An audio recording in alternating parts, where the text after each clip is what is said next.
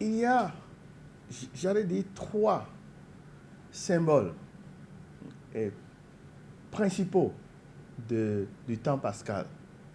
Le premier symbolisme, c'est la lumière. Le Christ est ressuscité d'entre les morts. C'est la lumière qui a jailli du tombeau, la lumière qui dissipe les obscurités. Et nous sommes les fils de lumière.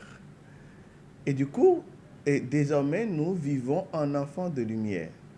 Un enfant de lumière veut dire simplement un enfant de vérité, un enfant d'amour, un enfant qui suit un enfant du bien, tout simplement.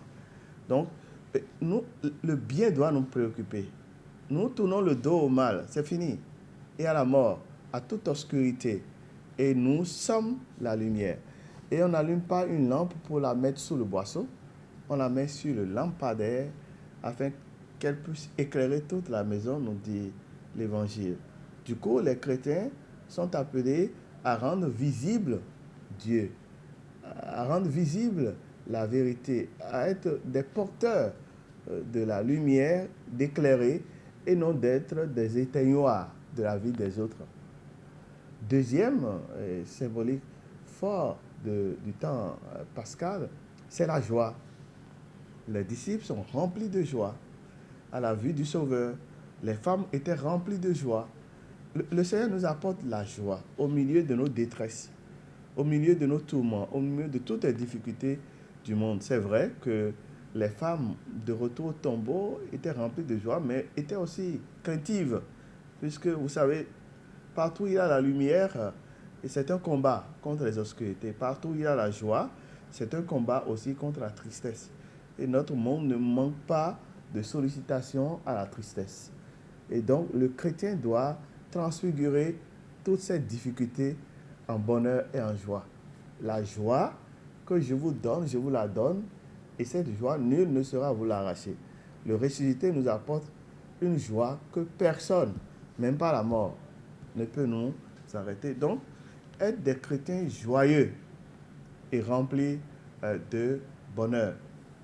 Le troisième appel de ce temps pascal, c'est que le Christ ressuscité, lorsqu'il va apparaître à ses disciples, va toujours leur dire « la paix soit avec vous ». Le chrétien, c'est un semeur de paix.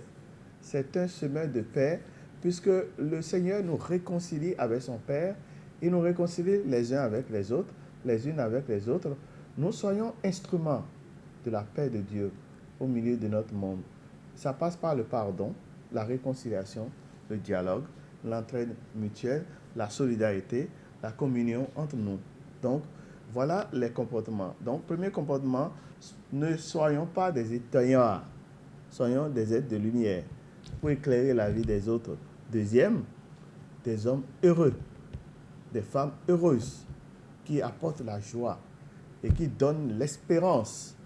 L'espérance, puisque quand on est dans la tristesse, c'est qu'on est anéanti par ces épreuves. Non, les épreuves ne peuvent pas être les pesanteurs.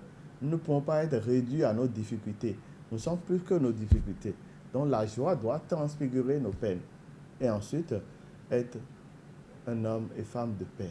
Sérénité du cœur, sérénité autour de nous et semeur de paix par la réconciliation, par le pardon, qui est comme l'assaisonnement du vivre ensemble.